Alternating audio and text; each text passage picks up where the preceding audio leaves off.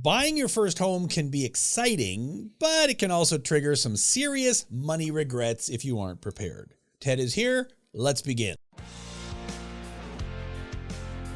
This is Debt Free in 30. Here's your host, Doug Hoyes. Indeed. Let's begin, shall we? Ted, welcome back. This is episode number 576 of the Debt Free in 30 podcast. And once again, we're talking about real estate. Always popular topic. Everybody's favorite topic. Right. For many years, as you know, house prices went up, so it's obvious why someone would want to buy a house. It's a good investment, right? Mm-hmm. But since the peak of the market in most cities in Ontario in February of 2022, a few years ago now, home prices have dropped and in some cases fairly significantly. So why would a first-time home buyer want to buy a house in a declining market? Well, the assumption that everyone's making is that they won't go down forever. They're not making any more land, so at some point demand will increase and prices will start to correct. So if you can time it properly and you buy it at the bottom of the drop, you're making a great deal financially.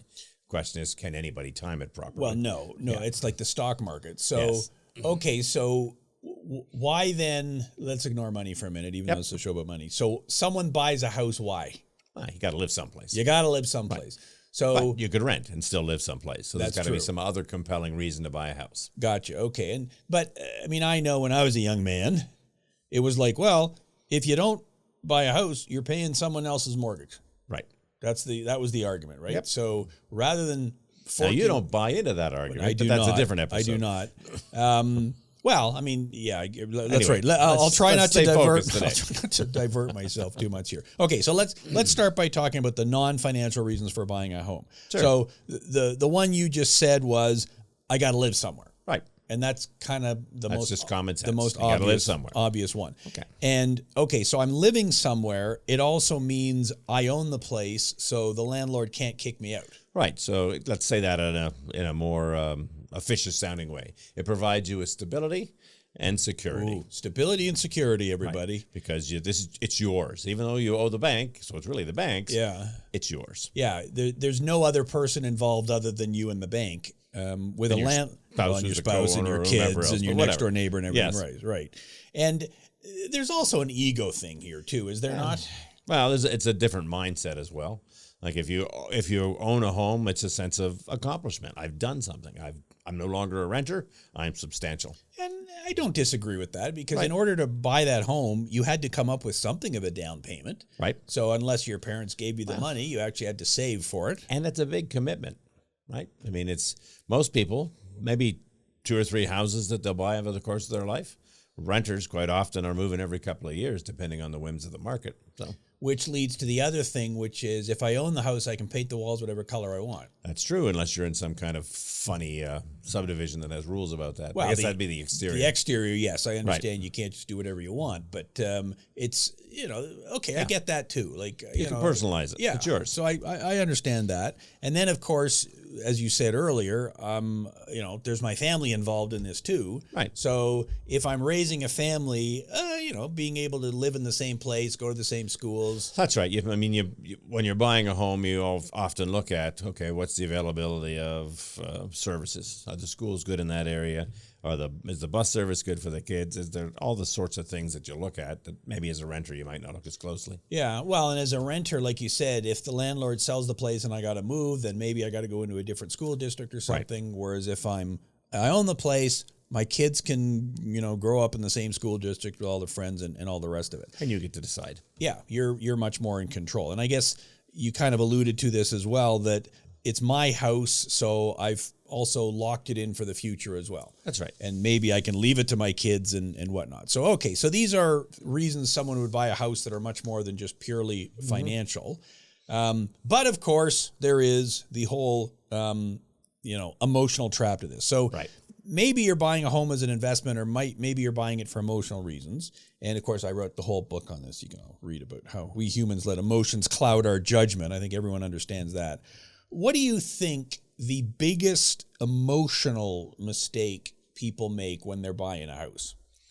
So they move at a pace that's dictated by the real estate agents as opposed to themselves. So they're pushed along. Remember that you're buying the house for you and your family. The real estate agent is selling the house for their family, right? So they're trying to generate revenues. You need to take time to just say, wait a minute, is this what I need? I mean, how do you describe that? The fear of missing out.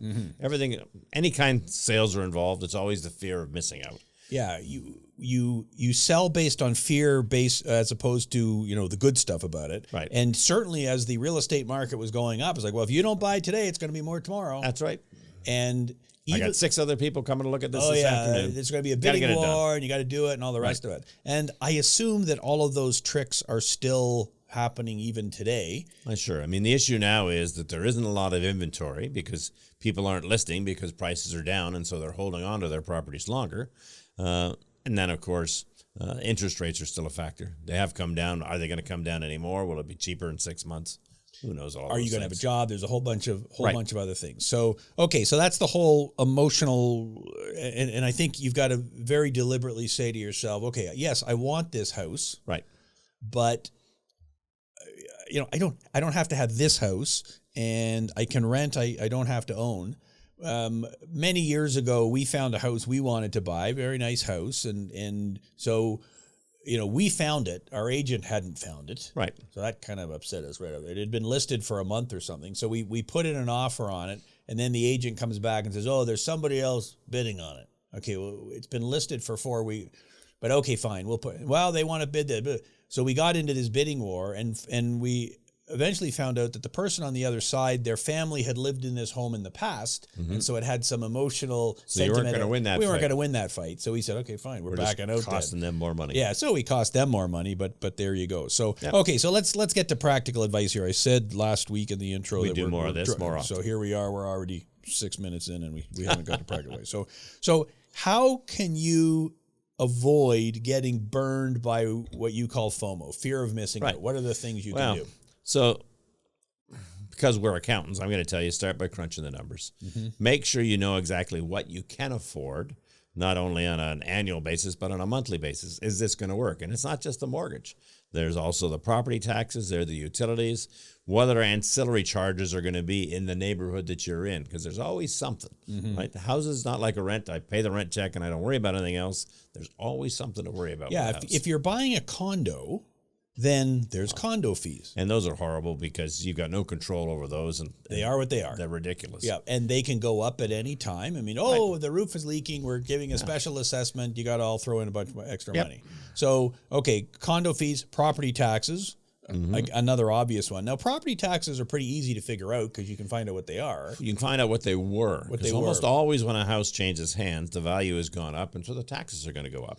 And if it's gone up significantly, they'll time those increases over a couple of years so that it doesn't hit you immediately, but there's going to be an adjustment. It's going to be coming. So, okay, so property taxes, and then, of course, repairs and maintenance. And like, how do you budget for that? So you've got to, first, I'm going to tell anybody that's actually settled on a particular house to make an offer, get an inspector to go in and go through it so they can tell you which major systems are how old and what's likely going to need to be put into them.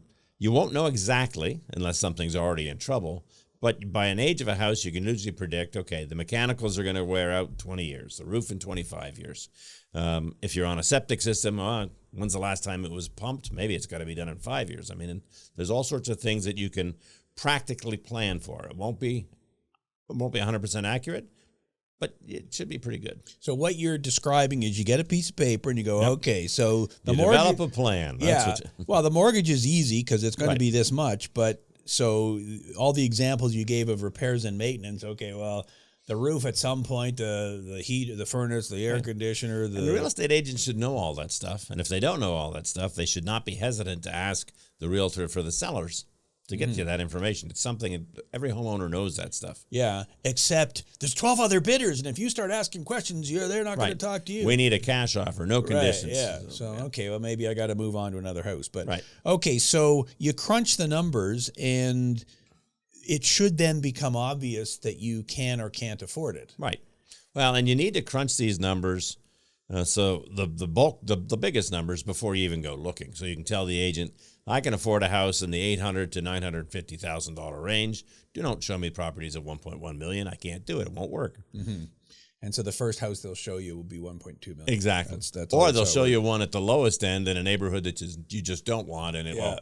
this is all you can afford at this price point. You really don't think we can add a couple $100,000 to this? Yeah, you got to really stick to your guns. So, okay, so crunch the numbers, and then I think obviously don't be rushing into anything. Right. Like unless you are forced to move because of some reason, I don't know what the reason is. You've taken a new job in a new city or something. Yeah, well, a typical example these days is the renters, whoever you're renting from, has decided that they're moving into the house, so you've got to get out. Right. You have to get out, but that does not mean you have to Get out buy a house. Right. Right. So, okay, so the biggest number on that list you just gave was mortgages. Right. So let's talk about that. So I'm going to create an example here. Okay. This is a made-up example that I wrote on my piece of paper here, so hopefully we can get the numbers right. So let's assume that the home purchase price is $700,000. Okay. Which is roughly close to the Canadian average. Right. It's a little high, isn't it? But we're in well, Ontario, so yeah, it's probably it, fair. it skews it a bit. And we don't have to have actual facts on this show. We're just doing a debt podcast. There's nothing real on YouTube, right? So let's assume 700,000. And I realize lots of people are buying $1 million homes, lots of people are buying $400,000 condos, but 700,000. Right. So with a 20% down payment, and I picked that number deliberately. Sure. Because 20% means you don't need mortgage insurance. MHC or Genworth or whoever it is you're trying to use. 25-year amortization, because that's kind of typical. Used to be. I'm not sure it is anymore. Well, yeah, maybe. We'll use it for your example. You can certainly go longer. Yep. I'm going to use a 5% mortgage rate, and I realize if That's we're a little recording high this, right now. well, it could be higher, could be lower, whatever. But again, for illustrative purposes only. So based on the big computer, that would give you a mortgage payment of $3,257 per month. Okay. Does that make sense? That sounds like a sounds about right to me. Now, if you'd only had a 5% down payment, then, well, you're a lot closer to $4,000 a month. So obviously the bigger the down payment, the less your payment. Okay, so property taxes. What is a kind of rule of thumb as to what property taxes are going to run you? Yeah, And obviously it's going to be different for the reason you just said, that if the house hasn't sold in many years and perhaps there hasn't been a lot of activity in the area and house prices haven't reset, it'll be a bit different. But assume 1% of whatever your purchase price is going to be as a rough guide. Okay, so that would be around $300 to $700 a month, give or take. I mean, so if we're buying at $700,000, it's going to be $550 a month. There you go. So something in that range. Yep. Then of course we live in Canada, so you're going to need heat. Right. You don't pay as much in the summer. Is it electric? Is it gas? Is it oil? So if you assume it's gas, then it'll obviously you pay a lot more in the winter than in the summer because you're not heating your house in the middle. Unless you got you're driving your air conditioner off gas. Can you do that? Is that a thing? I don't know. If you got a swimming pool, then I guess that'll cost you money. But let's assume $150 a month. Okay. It could be higher, could be lower. Yep. Then of course you got electricity, which in Canada we call hydro. Did you know that? I don't think anywhere in the world they call it hydro. Because we relied on dams. Yes, exactly. It's all itself. Niagara Falls and all that stuff. So again, hydro, if you've got air conditioning, it'll be higher in the summer. If you got electric heat, higher in the winter, whatever. Right. But again, let's assume $100, $200 a month, whatever the number is. Okay. And then we've got repairs and maintenance. And there's no way to project that, is there? Right. Now, again, all you can do is make a list of the major systems and when were they installed. Have they had any major work done on them? This is the predicted life expectancy. Yeah, and there's two categories. There's the routine maintenance, which you got to do all the time. You got to cut the lawn or whatever. And then there's the major repairs because I got to fix the roof or whatever. Yeah, use a roof as an example. Should be, if it's shingles, 25-year life. Right. So once every 25 years, unless there's issues. Right. So I've assumed routine maintenance, maybe it's $100, $300 a month, whatever, lawn care, snow removal, whatever. Yep. Hopefully you push the lawnmower yourself and you got a shovel. Major repairs could be, again, spread out over that long period of time, could quite easily be $500, $600, $800 a month. Easily. And some months, in fact, maybe most months, it's zero. Right. But then you get whacked with a $10,000 bill. You just got to be ready for it. And then there's home insurance, which I'm not even going to get into the quotes on that because, it's something, though. And it's all over the place depending on your neighborhood and all sorts of flood risk and all the rest of it. Yep. Condo fees, we already talked about it. So you could be spending somewhere in the range of $3,000 to $5,000 a month for a typical home. When you add in mortgage payments and everything else. In fact, it could quite easily be $5,000 a month when you add all this. So the experts, of course, say, well, you got to stay within a certain range, whatever. Right. What do the experts say, Ted? So the rule of thumb used to be 40% of your disposable income. Now I think they're saying it's a third of your gross income, which is roughly the same number. And that's a big number. It's a huge number. Well, it's the biggest number in your budget, probably. Yeah. And have you ever encountered anyone who's paying more than a third? Sure. Just about everybody we talk to. Exactly. And it's not uncommon for someone to be paying 50, 60, 70% of their income. Right. When they add up all the home-related costs. I mean, the expression house poor came along for a reason. So, I mean, the advice that they used to give young people was buy as much house as you can absolutely afford. Push your budget to the limit to make sure you're buying lots of house because your income's going to go up and the house value is going to go up. So if you can learn to live with it now, things will be better in the future. That's really dumbass advice. Yeah. I mean, I guess I understood the advice when house prices were going up 10% every year because 5 years later, my house is worth 50% more. Right. And my payments are still roughly the same because the debt is the same and everything else. But the problem is house prices don't always go up, and you might go bankrupt before you get there because you're spending so much of your income on housing. Cash is king. You got to be able to afford the payments. Okay, so back to practical advice here. Right. So do you agree then with setting up some kind of emergency fund, home repair fund, like some kind of cushion, or what's your thoughts on that? I believe in you have to have some sort of savings plan. If you want to call it an emergency fund, that's fine. If you want to say, I don't know, what was the advice from the barber? 3 months worth of expenses or something? Yeah. So it's the wealthy barber. Whatever you want Hi, to, Dave. How you doing? Whatever you want to call the fund, you have to have some kind of savings. I mean, the bridge that people have used in the last 10 or 15 years is you've got a line of credit sitting there with nothing on it. That's right, yeah. The problem with the line of credit is as soon as you use it, now it's not a line of debt. Yeah. And so it's not a line of credit anymore. It's better to have the savings if it's possible. Now, when I first buy a house, I probably don't also have $20,000 sitting in the bank. And if you did, you'd use it to do upgrades, maintenance, repairs, make renovations, buy new furniture. It'll disappear. Or I would have had a bigger down payment. Like I would have done something with it. And if the real estate agent knew you had another $20,000, you'd be looking at another house. A more expensive house. Right. So should you, when you negotiate that mortgage, should you say, okay, bank, I'd like you to give me a home equity line of credit as well that I'm not planning to use, but if if the roof leaks 2 weeks after I buy the place, because we get hit by a tornado, like what am I going to do?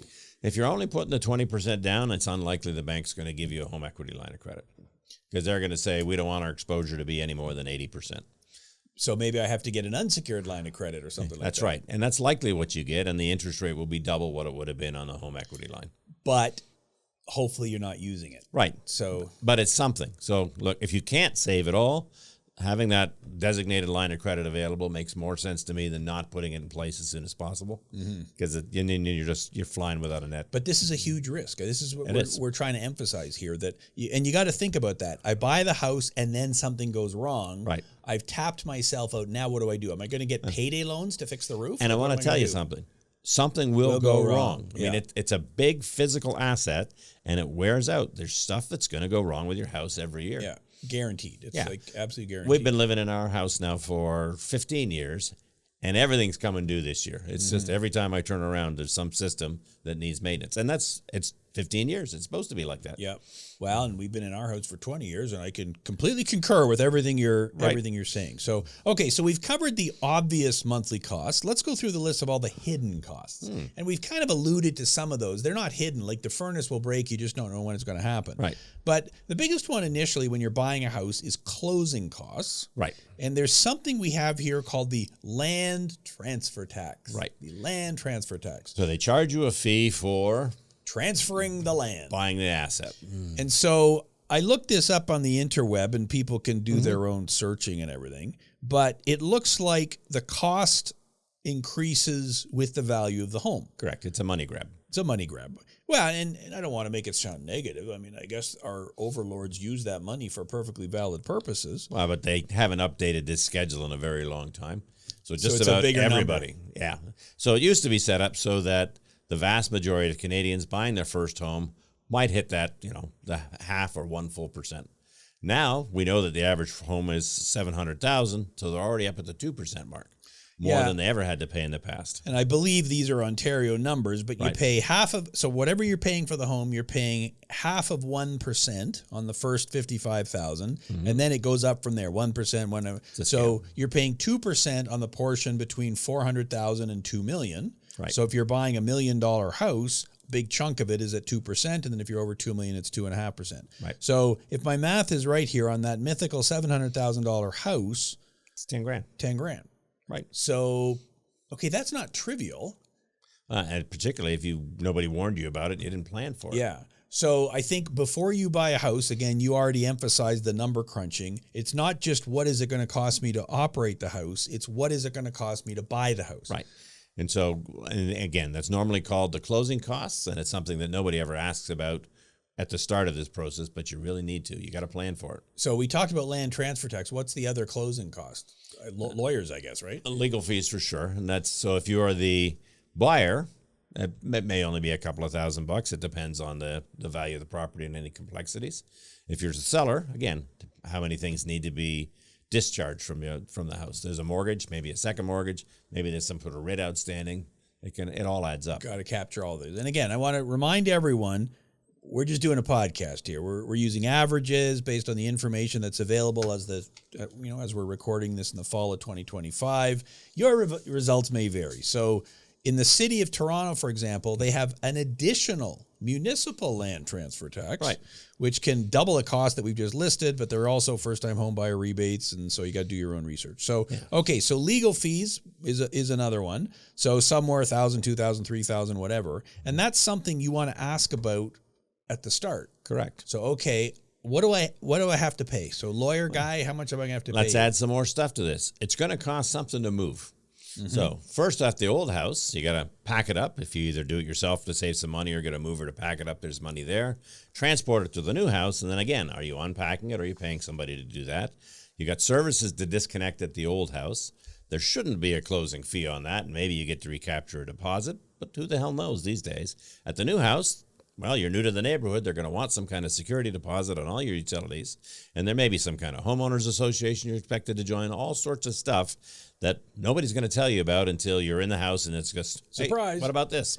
Yeah, if you're moving 2 streets over, then you're probably using the same hydro company, so fine, I can just switch my account. But you're right. You're moving to another town, another province, whatever. Well, you're moving from a rental to a house because we're talking about new home buyers. Mm-hmm. Yeah, and it's quite possible that at your rental, the services weren't in your name. It's all just buried. Yep. Yeah, so it's like, oh, even though you're 35 years old, you're a brand new person as far as hydro is concerned, and that can come back and bite you. The biggest one that we see, though, is, okay, you've moved from a rental into your first house. So now I own the house, and it's probably bigger than the rental was, so I need more stuff because everybody wants more stuff. And what do? You put it on your credit cards. Yep, and that's where you really get burned. So, okay, so from a practical advice point of view, you're going to want to make sure you're crunching those numbers, talk to your real estate agent, talk to your lawyer, whatever, and find out what's going on. Okay, so stepping back then, and again, you meet with, like I do, many people every day. Right. We've been doing this for 26 years at Hoyes and Michalos and a few years before that. What are the common regrets, the common things like, oh man, I wish I had known that thing? Right. What do people tell you? What's on their list? Well, the most common form of buyer's remorse is that I just bought too much house. I bought more than I really needed because I was excited in the moment and they rushed me through it. And as a result, you're paying way more. Right. And it's, again, you emphasized this already. It's not just the mortgage you're paying more. It's all this other stuff. Everything. The hydro is more, the gas is more, the closing cost, everything is more. When we first opened our practice, I used to tell people that, okay, if you're going to go from renting to buying, if it's comparable space, it's going to cost you 25% more. I think that number is wrong now. I think it's more like 40. Yeah. Yeah, it's very likely. And so that's a huge thing. And so your advice would be, well, buy as small as opposed to as big as you can afford, or where my advice is to make sure you can actually afford what you're buying. So the advice that they used to give young people, buy as much house as you can afford, that still applies, but the way you define what you can afford is different. Right. Yeah, and you don't have to buy as much as you can afford. You can buy less. You can. And again, I don't want to go off on too many tangents here, but we can edit this part out at the end. But I'm a big believer that a house is something you live in. Right. Well, you don't think of it as an asset. Well, I don't think of it as an investment. Right. Okay. And yes, obviously it's an asset. Well, maybe it isn't obvious. It goes down in value. You said everything goes down. So looking at it as a Everything wears out. liability isn't totally wrong. But yes, it is a place to live. Mm-hmm. So is the advice you should buy as big a car as you can afford? No, you should buy a car that's appropriate size to your usage and needs. And Buy your house is different. Yeah. Because a house is this big thing. It's a status symbol. Yes. There's all the emotions involved with owning a house. Is the advice to buy the most expensive toothpaste you can afford? Is that what people say? Should you always buy the most expensive clothes? Clearly people watching can tell that you and I do not take that advice. Right. This is a 15-year-old shirt, I believe. I just want to assure you all that he is wearing pants. I am. This is a podcast, I believe but we never do. They might be able to see it on the center camera there. But yeah, it's a house is the only thing where we say buy as much as you can because it always goes up. Well, flip it on its head. Why don't you see what the smallest thing you can buy is? Yeah. And then you've got the cash to live your life. The question is, if you didn't put the money in the house and you invested it, would you get a better rate of return? Right now, the market's returning a hell of a lot better than a house, but you can't live in the market. Probably the day this airs was the day after the stock market crash, so that's not that won't true, work well. But yeah, it's again having a little bit of extra cash in the bank is never a bad thing. Right. Having maxed out your line of credit because something went wrong is almost always a bad thing. So, okay, buying too much house, rushing the decision. We already talked about that. FOMO. I guess not negotiating well. So here's the funny thing about that, and we hit on this earlier too. Again, you might buy 3 or 4 houses over the course of your life. So you have no real practical experience. You got no real power. You got no expertise. And the transactions are in the hands of a real estate agent that's supposed to be representing your interests and a real estate agent that's supposed to be representing the seller's interests.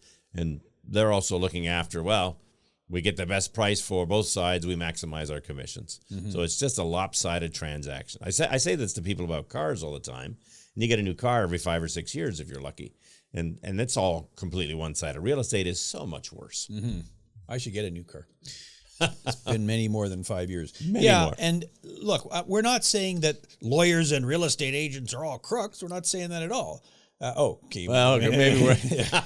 Ted maybe was saying that, but right. Look, I think there are many honorable people in those professions, and the honorable ones are the ones who realize what you said, that you'll probably be buying another house in 10 years, and if I can do a good job here, you'll refer your friends. And correct. So I think there are lots of agents who do stick up for you, but will you tell us your line that you tell every show about you only care about you? That's or right. something? No one is as interested in your finances as you. Right. So nobody else cares. You are the one who has to make sure you're on track here. So, okay. So how then does one avoid the first time home buyer blues? So you don't buy a house? Don't buy a house. There you go. Thank you all for watching. Show's over. We could have done YouTube, click the links. And so what's the thought process then? How do you avoid getting burned here? Okay. Well, so you've crunched the numbers, then do a stress test. Like if things change, positively or negatively, how is it going to impact what you've done? So if interest rates go up, what's the problem going to be? If the market goes down, what's the problem going to be? My hours at work get reduced. I don't get overtime anymore, or worse, my job goes to Alabama. How's that going to impact things? Yeah, I totally agree. And the mortgage interest rate, okay, well, if I lock in for 5 years, I guess I don't have to worry about it for 5 years. Right. But what happens if I lose my job? Mm-hmm. How long will it take me to find another job? And okay, so I go on EI for 6 months, my income gets cut in half.